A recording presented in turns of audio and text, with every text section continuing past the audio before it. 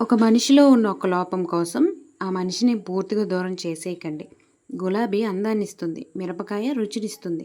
అలాగే ప్రతి మనిషిలోనూ కొన్ని లోపాలుంటాయి. కొన్ని గొప్ప గుణాలు కూడా ఉంటాయి. మనం చూడాల్సింది ఒక్క లోపం కాదు, మొత్తం మనిషిని. ఒక్క ఎండిన ఆకు కోసం మొత్తం చెట్టుని నరికేయకూడదు కదా! మరి ఒక్క లోపం కోసం ఒక మనిషిని ఎందుకు వదిలేస్తాం చెప్పండి? ఒకటి పూలనిస్తుంది, ఇంకొకటి పండ్లనిస్తుంది. పోల్చడం కాదు, రెండిటికి విలువ వేరు. ఒకటి అందాన్ని ఇస్తుంది, ఇంకొకటి రుచినిస్తుంది. విలువ రెండిటికి ఉంది. జీవితంలో అందం కూడా కావాలి, రుచి కూడా కావాలి. మనుషుల్లో కూడా మంచి చెడు లోపాలు కలిసే ఉంటాయి. మనుషుల్లో కూడా అలాగే ప్రతి ఒక్కరికి ఒక ప్రత్యేక విలువ ఉంటుంది. ఒక మనిషిలో ఒక్క లక్షణం మనకు నచ్చకపోవచ్చు. అలా అని ఆ మనిషినే పూర్తిగా ద్వేషించాల్సిన అవసరం లేదని నా అభిప్రాయం. ఒక మనిషిలో ఉన్న ఒక్క లోపాన్ని చూసి ఆ మనిషిని పూర్తిగా చెడ్డవాడిగా తీర్పు ఇవ్వకూడదు.